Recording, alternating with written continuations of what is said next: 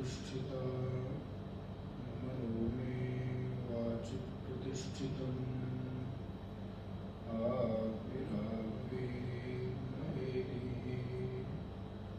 वेदस्य मानस्थः श्रुतं मे मा प्रहासि अनेनाधीतेन अहोरात्रां सन्ददामि ऋतं वदिष्यामि सत्यं वदिष्यामि तन्मामवतु तद्वक्तारमवतु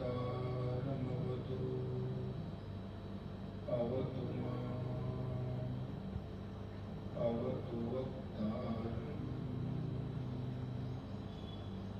अवतु वक्तारम्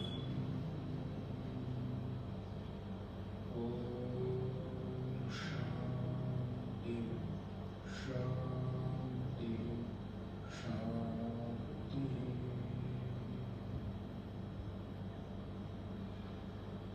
नारायणं नमस्कृत्य नरं चैव नरोत्तमं देवीं सरस्वतीं व्यासं ततो जयमुदीरयेत्। सदाशिवसमारम्भां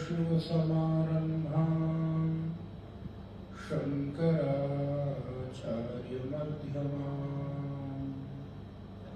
अस्मदाचार्यपर्यन्तां वन्दे गुरुपरम्पराम्। वागर्धाइव सम्पृक्तौ वागर्धप्रतिपत्तये जगतः पितरो वन्दे पार्वती परमेश्वरो।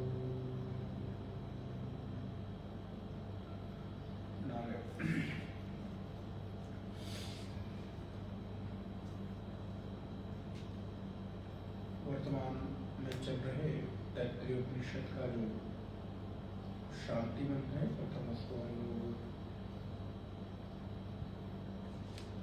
एक बार स्मरण करेंगे। तदुपरांत भगवती श्रुति के माध्यम से, वेद भगवान के माध्यम से तैत्तिरीय उपनिषद के कुछ विचारों को करने का प्रयास करेंगे। ओम शन्नो मित्रः शं वरुणः सन्नो भवत्वर्यमा शन्न मित्रो शन्न इंद्रो बृहस्पतिः शन्नो विष्णुरुक्रमः नमो ब्रह्मणे नमस्ते वायु त्वमेव प्रत्यक्षं ब्रह्मासि त्वामेव प्रत्यक्षं ब्रह्म वदिष्यामि ऋतं वदिष्यामि सत्यं वदिष्यामि तन्मामवतु तद्वक्तारमवतु अवतु माम् अवतु वक्तारम्। ॐ शान्ति शान्ति शान्तिः। नारायण। विगत कई महीनों के बाद आज उपनिषद की कक्षा प्रारंभ हो रही है, जो कि आप सबको ज्ञात है कि बीच में स्वास्थ्य अनुकूल न होने के कारण सारी कक्षाएं हम लोगों ने स्थगित कर रखी थी पिछले 3-4 महीनों से। अब भगवान की कृपा से स्वास्थ्य अनुकूल है, तो इस वजह से हम लोग पुनः इस वेदांत सत्र में प्रवेश कर रहे हैं। पिछली कक्षाओं में हम लोगों ने देखा तैत्तिरीय उपनिषद में शिक्षावल्ली अर्थात वेद भगवान हमारे जीवन की उस अनुभूति को अथवा हमारे जीवन के परम लक्ष्य को व्याख्यायित करते हैं। और वो लक्ष्य क्या है? वर्तमान समय में कोई भी ऐसा व्यक्ति नहीं होगा जो आनंद की अनुभूति न करना चाहे, अपने जीवन में सुख की अनुभूति न करना चाहे। कोई व्यक्ति ऐसा नहीं है जो हमेशा रहना नहीं चाहता। कोई व्यक्ति ऐसा नहीं है जो अपने आप को अज्ञानता की श्रेणी में रखना चाहे। किसी व्यक्ति से किसी विषय पर बात करो तो वो ना भी जानता होगा, अरे मैं सब जानता हूं, मुझसे मत बताओ। क्यों? क्योंकि मेरा स्वभाव है चितित स्वभाव, हमारा स्वभाव है प्रकाशमानता, हमारा स्वभाव है ज्ञानता। सत्यम ज्ञानम अनंतम ब्रह्म, तैत्तिरीय उपनिषद का जो मुख्य बिंदु प्रारंभ है वो सत्यम ज्ञानम अनंतम ब्रह्म। सत्य अर्थात जो पहले था, आज है और कल भी रहेगा, जो कभी तीनों कालों में बदले नहीं, उसी को सत्य कहते हैं। ये संसार में दिखाई देने वाली जो हमको सत्य सत्य चीजें हैं वो दिखती तो है हमको, लेकिन उनमें किसी तरह की सत्यता दीर्घकालिक नहीं होती। उनमें किसी तरह की सत्यता हमेशा के लिए नहीं होती। हमें कोई चीज आज सत्य मालूम पड़ रही है तो कल को वो सत्य बदल जाता है। और हम देखें, हम अपने ही नोशन को रोज बदलते रहते हैं, हम अपने ही चीजों को रोज परिवर्तित करते रहते हैं। हम सोचते हैं कि आज हमने इस अमुक वस्तु को सत्य मान रखा है, तो 2 दिन बाद, 4 दिन बाद, 2 महीने बाद, 10 महीने बाद हम अपनी ही माने हुए सत्य को बदल देते हैं। हम अपनी ही बनाई हुई मान्यता को तोड़ देते हैं। हम अपने ही बनाए हुए जो एक विशेष प्रकार का नियम था उसको तोड़ देते हैं। तो जो नियम बनाया वो टूट गया तो वो तो सच नहीं हो सकता ना। सत्य की तो परिभाषा ये है कि सत्यम ज्ञानम त्रिकाला बाधित्वम सत्यत्वम, जो तीनों कालों में कभी भी बदले नहीं, उसमें किसी भी तरह का परिवर्तन ना हो। और इतना ही नहीं, जो सतयुग में था वही त्रेता में, वही द्वापर में और वही कलयुग में, और आने वाले पुनः सतयुग में वो वैसे का वैसा रहे, ज्यों का त्यों रहे, उसी को सत कहते हैं। युग बदल जाने से सत्य में कोई परिवर्तन नहीं आता। काल बदल जाने से सत्य में कोई परिवर्तन नहीं आता। समय बदल जाने से सत्य में कोई परिवर्तन नहीं आता। अगर ये सत्य है कि सूर्य हमारी दृष्टि से पूर्व में उदित होते हैं, तो वो आपके कहने न कहने से, काल के बदल जाने से, युग के बदल जाने से उनमें किसी तरह का परिवर्तन नहीं आता। ठीक उसी प्रकार हम अगर देखें तो हम अपने जीवन में बनाई हुई कितने सारे सत्य की जो अवधारणाएं हैं रोज ही परिवर्तित करते रहते हैं, रोज ही बदलते रहते हैं। तो ऐसे सत्यम ज्ञानम अनंतम ब्रह्म, इस भाव को लेकर यहाँ पर जो तैत्तिरीय उपनिषद की प्रथम वल्ली है, अर्थात आप प्रथम अध्याय मान लें, प्रथम भाग वो यहाँ पर हम लोगों ने देख लिया। दूसरे वल्ली में हम लोगों ने प्रवेश किया ब्रह्मानंद वल्ली, और ब्रह्मानंद वल्ली के भी बहुत सारे मंत्रों का हमने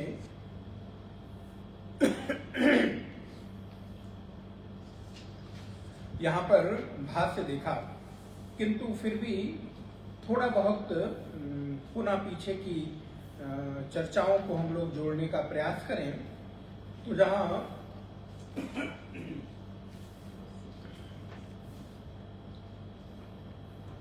मंत्र नंबर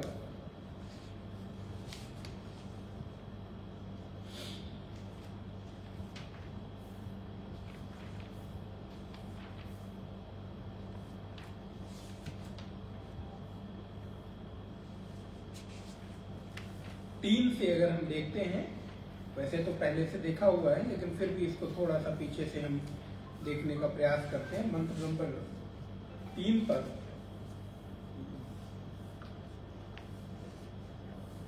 अब आप दोहराना चाहें तो दोहरा सकते हैं, नहीं तो हम बोलते हैं। प्राणम देवा अनुप्राणन्ति मनुष्याः पशवश्रिय प्राणो ही भूतानाम आयु। आपको ऐसे मिलेगा नहीं, लाइव में बता दूं।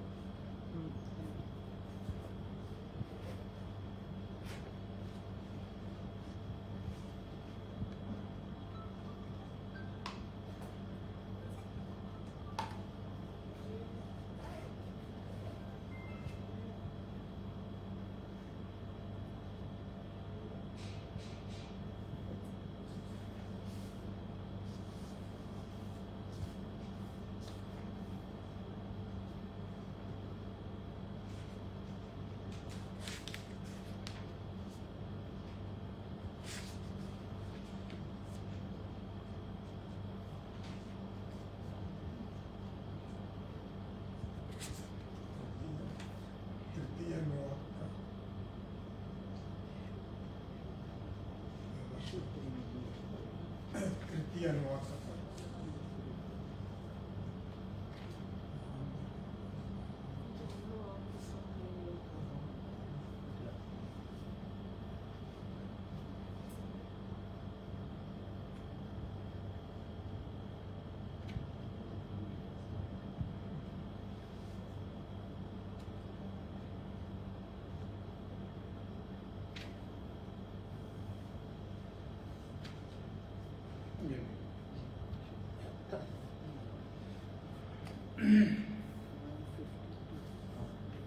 भगवती स्तुति विभिन्न प्रकार के अलग अलग मंत्रों को यहाँ पर व्याख्यायित करते हुए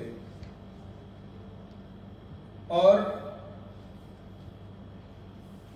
हर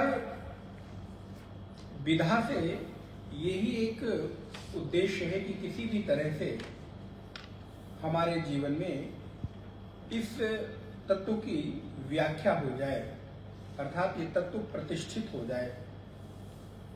कैसे होगा? बोले हम ब्रह्म विदाप्नोति परम।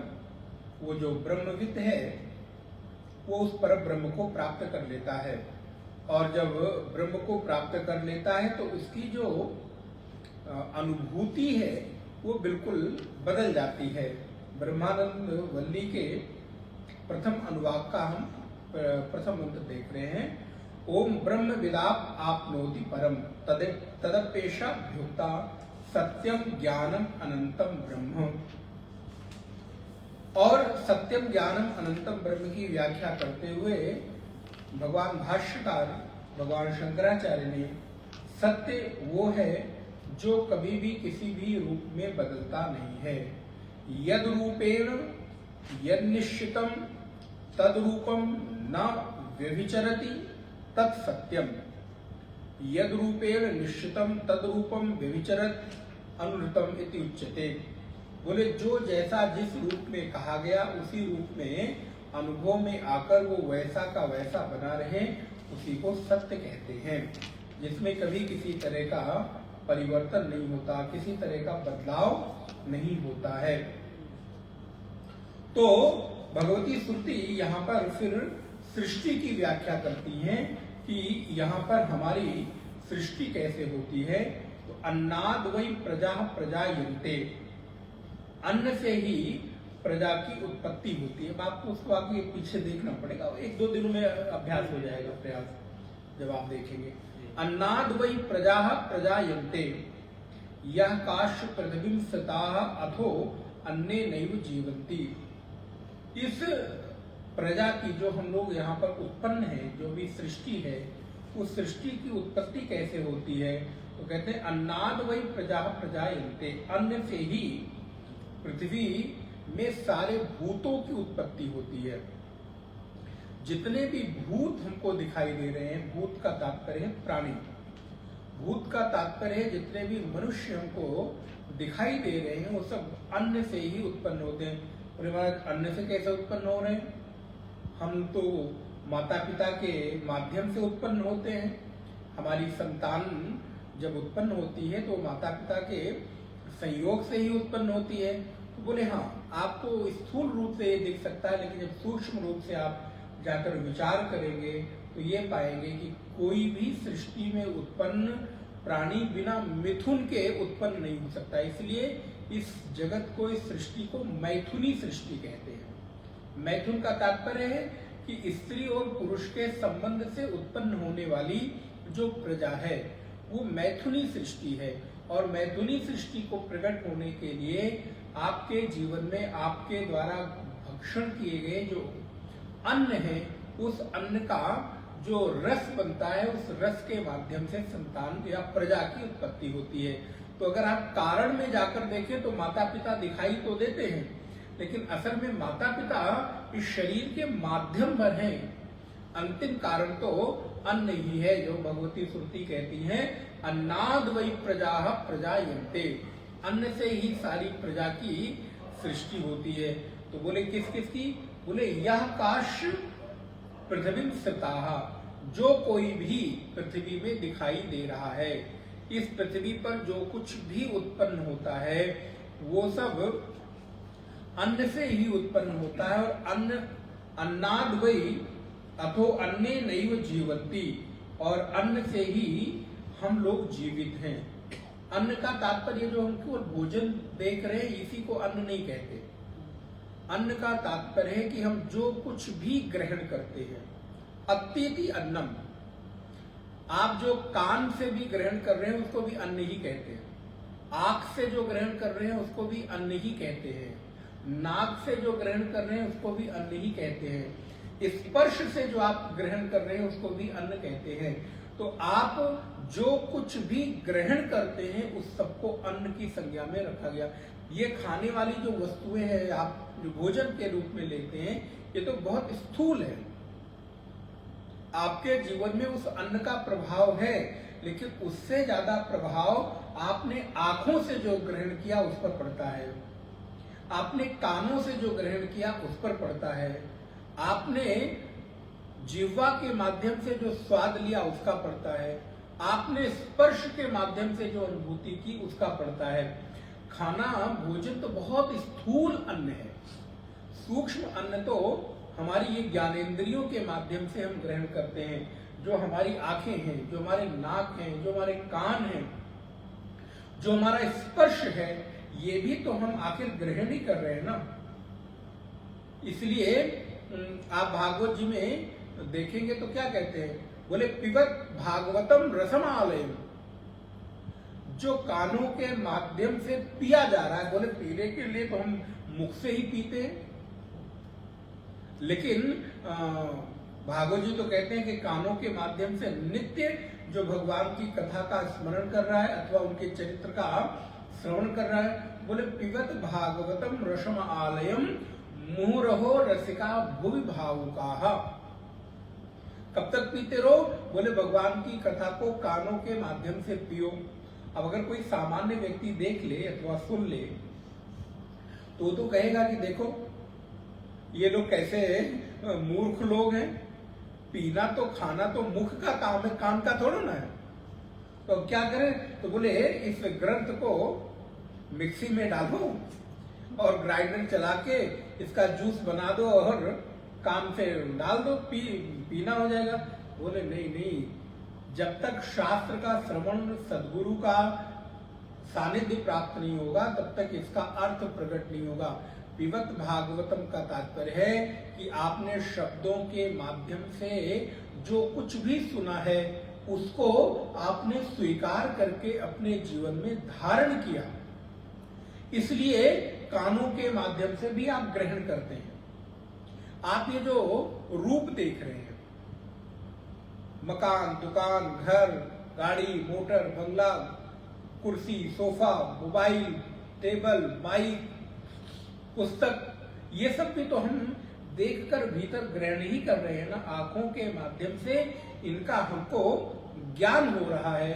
तो इसलिए जो कुछ भी इस सृष्टि में दिखाई देता है वो सब अन्न से ही प्रकट होता है और अन्न से ही जीवित रहते हैं। और बोले फिर अंतिम में बोले अथ अपि यति अंततः, और अंत में व्यक्ति जो प्राणी है वो अन्न में ही समाहित हो जाता है। बोले महाराज ये कैसे हो जाएगा?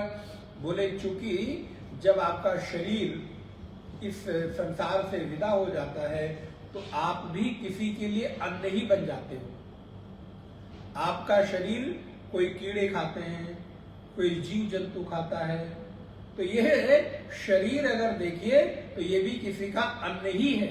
जैसे आप किसी को खाकर जीवित हो वैसे आपको भी कोई खाकर जीवित है। इस सृष्टि में एक दूसरे का जो जीवन चक्र है एक दूसरे पर निर्भर है। हम अकेले स्वतंत्र नहीं हो सकते, हम एक दूसरे के ऊपर पूरक हैं। कितने सारे की आप सुनते ना, बड़ा जीव छोटे को खा लेता है, बड़े के सामने छोटा पनपने नहीं पाता है। इसका तात्पर्य क्या है कि वो अपने में उसको समाहित कर लेता है।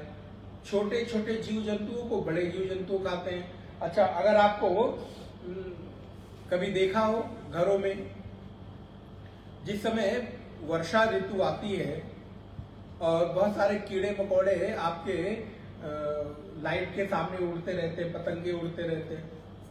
छिपकलियों को देखिए, कभी देखा हो छोटी छोटी छिपकलियां उन कीड़ों को तेजी से झपटकर अपने भीतर ग्रहण कर लेती। क्यों खाती है भाई?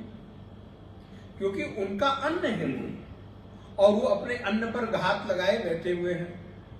जैसे आप लोग अपने अपने अन्नों पर, अपने खाद्य पदार्थों पर घात लगाए बैठे हुए हैं।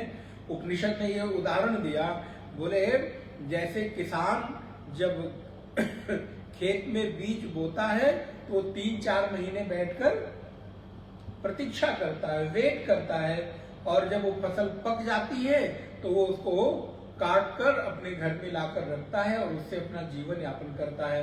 तो वो क्या हुआ? बोले वो प्रतीक्षा कर रहा है, रोज रोज जाकर खेत को देखता है, निराई करता है, गुड़ाई करता है, पानी देता है, खाद देता है, प्रतीक्षा करता है। पेड़ इतना बड़ा हो गया, अच्छा दाने आ गए, अच्छा फली आ गई, अच्छा पक रहा है और अब काटने लायक हो गया।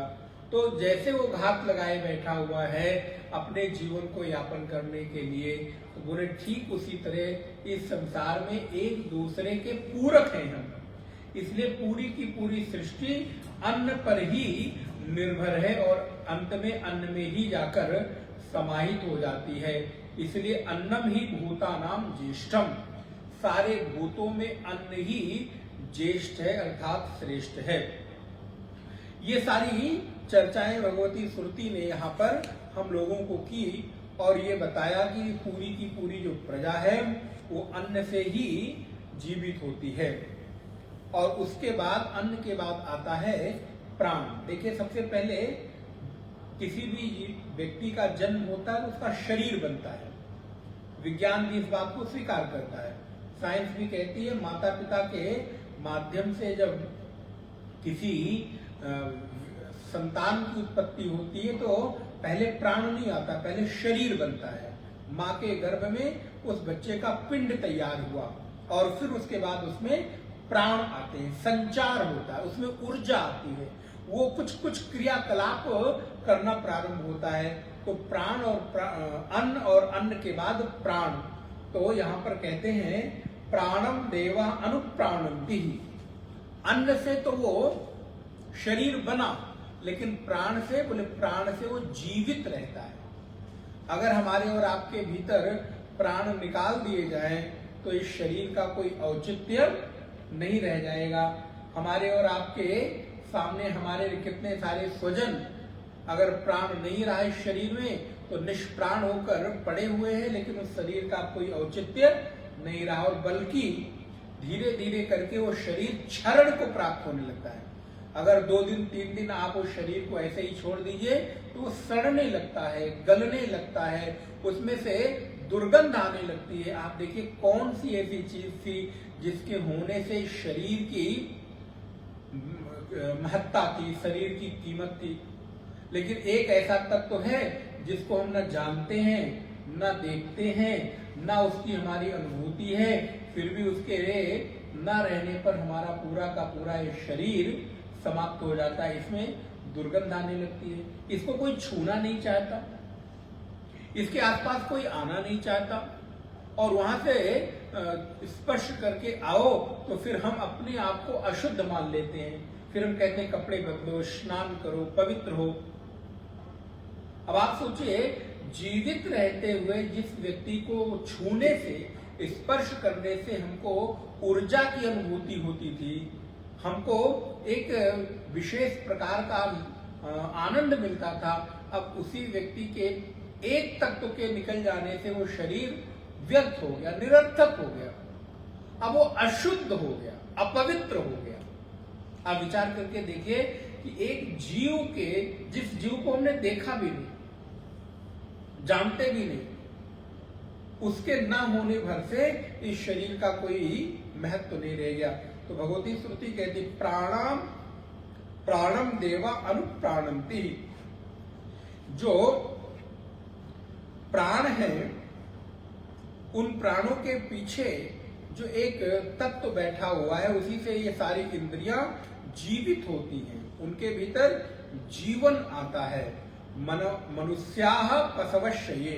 अब देखिए बिल्कुल स्पष्ट कर दिया, बोले हम अपने आप को ही काली भगवान की संतान माने और नहीं, तो बोले नहीं, मनुष्याः पशवश्चये, मनुष्य भी और पशु भी, जितने भी इस संसार में प्राणी हैं वो सब उसी तत्व से जीवित रहते हैं।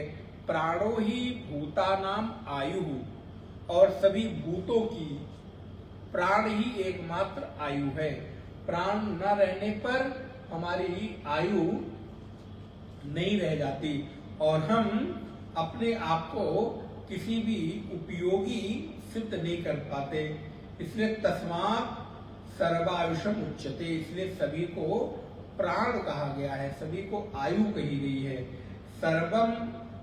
सर्व एवं तम आयुर्यन्ति ये प्राणम ब्रह्मोपासते, और जो लोग प्राण की ब्रह्म के रूप में उपासना करते हैं वो ही प्राणो ही भूतानाम आयु, वो अपने आप को उस तत्व के साथ एकाकार अनुभव करते हैं, उस तत्व के साथ अपने आप को अनुभव करते हैं कि मैं इससे अलग नहीं हूं। तो हमारे जीवन की व्याख्या हुई कि हमारी उत्पत्ति अन्न से, हमारा जीवन प्राण से, और हम जीवित जब तक रहते हैं तब तक प्राणों के द्वारा ही हमारी आयु निश्चित होती है। जिस दिन हमारे भीतर से प्राण निकल जाते हैं, और प्राण कितने प्रकार के, बोले 5 प्राण है और 5 उप प्राण है, कुल 10 प्रकार के प्राण हैं। प्राण, अपान, व्यान, उदान, समान, ये 5 प्रकार के मुख्य प्राण हैं। जिन 5 प्राणों के माध्यम से हम अपने जीवन में क्रियाकलाप करते हैं, प्राण जो हमारे श्वास प्रश्वास लेने का काम करता है, प्राण, अपान जो हमारे शरीर से मल आदि निकालने का कार्य करता है। आप देखिए, अगर आपके शरीर से मल निकलता है, चाहे वो नाकों के माध्यम से हो, चाहे वो मूत्र आदि के मल मूत्र के माध्यम से हो, जब तक आपके भीतर प्राण शक्ति नहीं होगी तब तक आप अपने शरीर से जो वेस्टेज है ना, मल है, उसका भी त्याग नहीं कर सकते। हम लोग ध्यान नहीं देते हैं, लेकिन आप देखिए भगवान की बनाई हुई जो ये सृष्टि है हमारे लिए किस रूप में है। हम जो छींकते हैं, हम जो जम्हाई लेते हैं, और इतना ही नहीं, हम जो भोजन कर लेते हैं, भोजन करने के बाद जो हमारे भोजन को पचाने का कार्य है वो कौन करता है? लोग प्राण ही तो करते हैं। और आपने तो भोजन कर लिया, लेकिन उस भोजन से मिला हुआ जो रस है, जो तत्व है, उसको आपके शरीर में पहुंचाने का काम कौन करता है? बोले प्राण ही तो करते हैं। हाथ, पैर, आंख, नाक, कान, मुख, सिर, जिसको जो पोषण चाहिए वो पोषण आपके शरीर में मिलता है। आप भोजन करते हो मुख से, लेकिन पैर कमजोर है तो मजबूत कौन होता है? पैर। अब उस पैर के पास उन तत्वों को पहुंचाने कौन गया? कभी हमने विचार किया?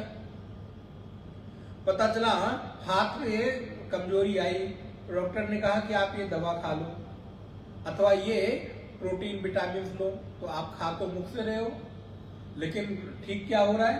बोले हाथ, पैर, आंख, नाक, कान।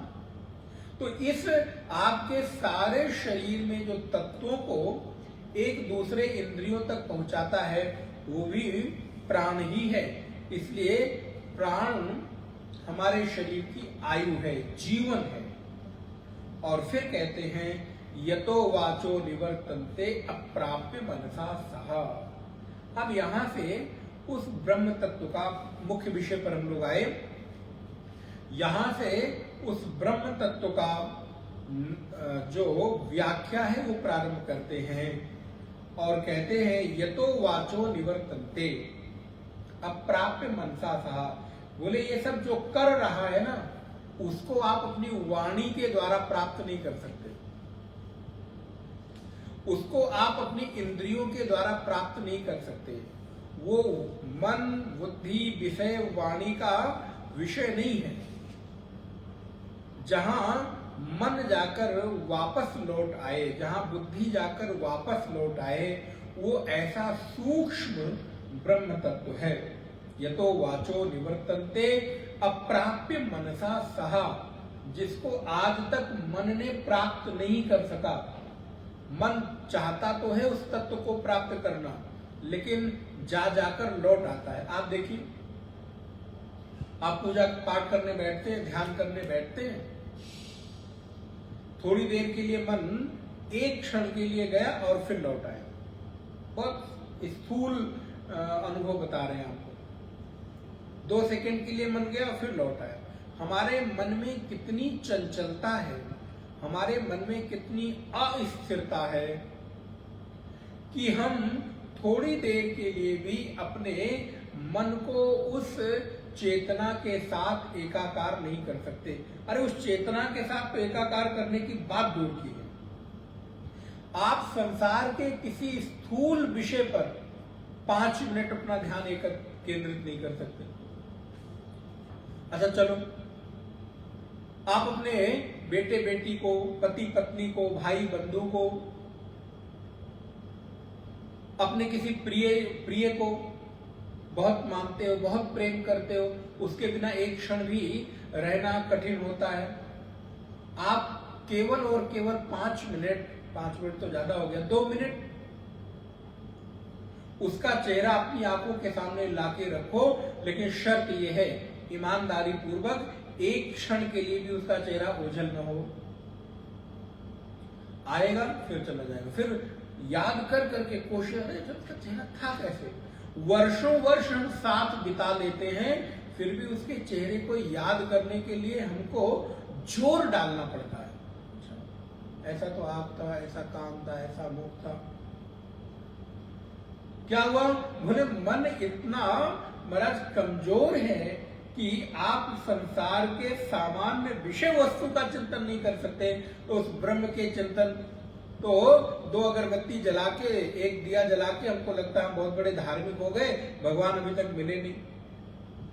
अरे संसार के कोई व्यक्ति को पाने के लिए 2 मिनट आप उसका चिंतन नहीं कर सकते, उसका स्मरण नहीं कर सकते, तो 2 अगरबत्ती जलाकर आपको लगता है कि भगवान मिल जाएंगे?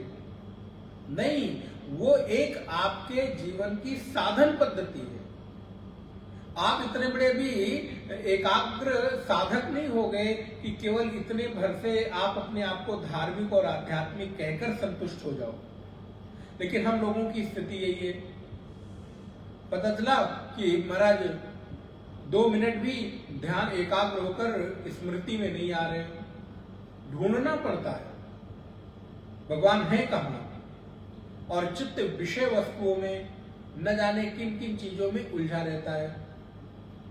तो इसलिए कहते हैं यतो वाचो निवर्तन्ते अप्राप्य मनसा सह, मन वाणी जिसको प्राप्त किए बिना ही लौट आती हैं, उस ब्रह्म को जानने के लिए आनंदम ब्रह्मणो विद्वान, जो विद्वान लोग हैं, ज्ञानी लोग हैं, महात्मा लोग हैं, वो उस आनंद ब्रह्म तत्व को प्राप्त करते हैं। बोले प्राप्त कैसे करते हैं? एक और बड़ा सुंदर सूत्र यहां दिया है, न विभेति कदाचनेति। सर्वप्रथम तो कभी डरना नहीं चाहिए, भयभीत नहीं होना चाहिए। नहीं तो कभी कभी जब आप ध्यान करने बैठते हैं, साधना करते हैं, जप करते हैं और थोड़ा थोड़ा मन वैराग्य की ओर होने लगा, मन थोड़ा डिटैच होने लगा घर परिवार संसार से, तो हम तो डरते ही डरते हैं, आस पड़ोस के लोग डरने लगते हैं। घर परिवार करे अब तो महात्मा हो गया जाएगा ये, अब तो तुम साधु हो गए। अरे भैया चिंता मत करो, महीने 2 महीने में लौट के फिर उसी में आ जाएंगे, कहीं जाने वाले नहीं है, क्योंकि ये अपने अस्तित्व को छोड़ नहीं सकते। हमारी जो पकड़ है ना, हमने संसार को इतनी जोर से जो पकड़ रखा है, बहुत देर तक हम छोड़कर रह नहीं सकते। 2 दिन 4 दिन, महीने 2 महीने 6 महीने छोड़ते हैं और फिर जाकर मजबूती से पकड़ लेते हैं, जबकि ये मालूम है कि आज नहीं तो कल ये छूटेगा छूटेगा। ये संसार की कोई भी वस्तु ऐसी नहीं है जो हमेशा आपके साथ रही है और रहेगी। कोई भी वस्तु कितनी भी मजबूती से उसको आप पकड़ कर रखो, एक ना एक दिन छूटेगी, एक ना एक दिन वो टूटेगी, एक ना एक दिन वो नाश को प्राप्त होगी। लेकिन फिर भी मन एक अज्ञात भय के कारण, मन एक अज्ञात डर के कारण संसार की चीजों को पकड़कर अपने आप को मजबूत होने का भ्रम पाल कर रखता है। हम मजबूत होते नहीं, लेकिन हम उसको पकड़कर अपने आप को मजबूत होने का भ्रम पाल कर रखते हैं कि अच्छा मेरे पास ये है तो मुझे कोई डर नहीं है।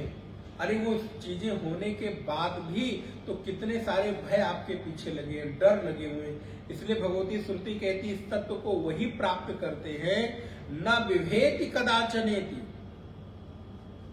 जो कभी भी डरते नहीं, भयभीत नहीं होते हैं। तस्यैष एव शारीर आत्मा, इसलिए इसमें रहने वाला वो जो तत्व है वो आत्म तत्व है। और यह पूर्वस्य तस्माद् वा एतस्माद् मनोमयात्, हमारे भीतर 5 प्रकार के कोश हैं, अन्नमय कोश, प्राणमय कोश, मनोमय कोश, विज्ञानमय कोश और आनंदमय कोश। तो इन पंच कोश को लेकर यहां पर व्याख्या शुरू करते हैं कि तस्माद् वा एतस्माद् मनोमयात्, अन्योन्तर आत्मा, ये आत्मा बाहर नहीं मिलेगी, भीतर भीतर मिलेगी। जैसे जैसे आप भीतर गहरे उतरते जाएंगे वैसे वैसे आपकी अनुभूति भी बदलती चली जाएगी। या पूर्वस्य तस्माद् वा एतस्माद् मनोमयात्, अन्योन्तर आत्मा विज्ञानमयः, और वो आपको जानने के रूप में अनुभव होगा। तेनैष पूर्णः, इसलिए केवल और केवल अध्यात्म की अनुभूति पढ़ने मात्र से नहीं होती, जब तक कि वो आपकी अनुभूति का विषय न बन जाए, वो विज्ञान में होकर आपके भीतर न प्रतिष्ठित हो जाए, तब तक आपके भीतर उसकी अनुभूति नहीं होती है। इसलिए तेनैष पूर्णा सवा एष पुरुष विद एव तस्य पुरुष विद एव अन्वयम् पुरुष विदा तस्य श्रद्धैव शिरः ऋतं दक्षिणः पक्षः सत्यम उत्तरः पक्षः योग आत्मा महपुच्छम प्रतिष्ठा तदप्येष श्लोको भवति। चौथे अनुवाक में आकर कहते हैं कि वो आत्म तत्व आपके भीतर है, लेकिन उसका जो पहला सिरा है, पहला छोर है, वो क्या है? बोले तस्य श्रद्धैव शिरः, उसका जो ऊपर वाला शिरा है वो श्रद्धा है। अर्थात जब तक आपके भीतर भरोसा नहीं होगा,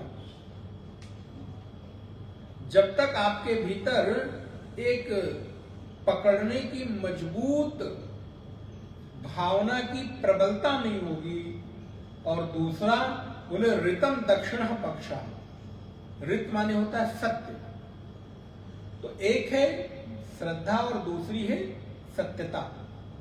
अगर हमारे भीतर भरोसा और सत्यता। एक हाथ में भरोसे की डोर और दूसरे हाथ में सत्यता की डोर, ईमानदारी की डोर। तो बोले उसके बीच में उस आत्म तत्व को आप देख सकते हैं। तस्यैव श्रद्धैव शिरः ऋतं दक्षिणा पक्षः सत्यम उत्तरः पक्षः। जो सत्य है, क्योंकि सत्य के बिना उस आत्म तत्व की प्रतिष्ठा नहीं हो सकती। सत्य के बिना आप उसको जान नहीं सकते, इसलिए सत्य ही उसका उत्तर पक्ष है और समाधान उसका मध्य पक्ष है।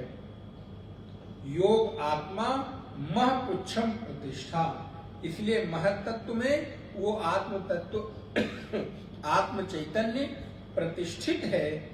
उस विज्ञानमय के विषय में ये मंत्र यहां पर उपदेशित किया गया कि श्रद्धा रूपी और भरोसे रूपी, विश्वास रूपी डोर के बीच में जब आप कसने की कोशिश करते हैं, साधन करने की कोशिश करते हैं, तो धीरे धीरे आपके भीतर उस आत्म चेतना की अनुभूति प्रारंभ हो जाती है।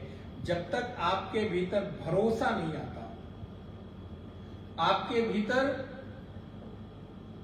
एक श्रद्धा की प्रबल भावना नहीं आती, लेकिन केवल श्रद्धा और भरोसा करते रहो और सत्य ना हो, रित ना हो, बोले नहीं। आप अपने भरोसे में सत्यता रखो। देखो कभी कभी हम लोग भरोसा भी करते हैं ना झूठ मूठ का, लेकिन भरोसा सीखना हो तो बंदर के बच्चे से सीखो। भरोसा सीखना हो उससे भी ज्यादा तो बिल्ली के बच्चे से सीखो। इसलिए मार्जरी भक्ति। बोले कैसे? बोले वही एक बिल्ली जब अपने मुख से अपने शिकार चूहे को मारती है तो वही दांत चूहे के प्राण को हरण करने का काम करते हैं, उस चूहे को मार देते हैं, उसका प्राण चला जाता है। लेकिन जब वही बिल्ली अपने उसी मुख और दांत से अपने बच्चे को पकड़ती है तब बोले उसको सुरक्षित एक स्थान से दूसरे स्थान तक पहुंचा देती है। अब तो चीजें बदल गई, नहीं तो पहले गांव में एक घर से दूसरे घर में अपनी बिल्ली अपने बच्चे एक दूसरे तक पहुंचाते थे। तो आप देखो अपने मुख में अपने बच्चे को पकड़कर दबाकर और यहां से वहां, अब तो देखने को नहीं मिलती बिल्लियां। बोले महाराज हम नहीं गए। बोले महाराज घर घर में बिल्ली हो गई है रोज। चलो खैर, तो अब आप समझ गए हमें लगता है संजय जी। तो बोले महाराज अब बिल्ली बाहर नहीं दिखाई देती पशु के रूप में, मनुष्य ही उनका रोल किरदार निभाने लग गया है। तो बोले महाराज वो बिल्ली का बच्चा देखो कितना निश्चिंत है, कितना भरोसा है कि ये मेरी मां अपने मुख से पकड़ेगी तो मेरी हानि नहीं होगी, मुझे कष्ट नहीं होगा, मुझे बल्कि सुरक्षित स्थान पर पहुंचा देगी। लेकिन जब वही चूहे को पकड़ती है, बोले वही दांत उसके प्राण को मारने का काम करते हैं। इसलिए श्रद्धा कैसी हो? बोले इतनी श्रद्धा, इतना भरोसा हमारा हो कि बस प्रभु आपके अतिरिक्त और कोई हमें, हमारे पास विकल्प ही नहीं। जैसे कहते हैं ना, अब आपके पास और कोई विकल्प बचा नहीं है, यही एकमात्र अंतिम विकल्प है। तो जब आपको लगता है यही एक अंतिम विकल्प है, तब आप उसको एक्सेप्ट कर लेते हो। विकल्प मतलब ऑप्शंस। तो जब आपके पास कोई ऑप्शंस नहीं रहता, विकल्प नहीं रहता, तो फिर आप निश्चिंत होकर उसको स्वीकार कर ले। तो वैसे ही आप एकमात्र परमात्मा ही आपके पास विकल्प है और कोई भरोसा है ही नहीं। तो धीरे धीरे करके फिर श्रद्धा और सत्यता के शिरे में आप उस आत्म चेतना की अनुभूति कर सकते हैं। इसलिए सत्यम उत्तरः पक्षः योग आत्मा महपुच्छम प्रतिष्ठा तदप्येष श्लोको भवति। चतुर्थ वाक्य यहाँ पूरा हुआ। अब आज तो हम लोगों ने थोड़ा पीछे के विषयों को देखा। अगली कक्षा से हम लोग पंचम अनुवाक में प्रवेश करेंगे, जहाँ विज्ञान की चर्चा करते हैं।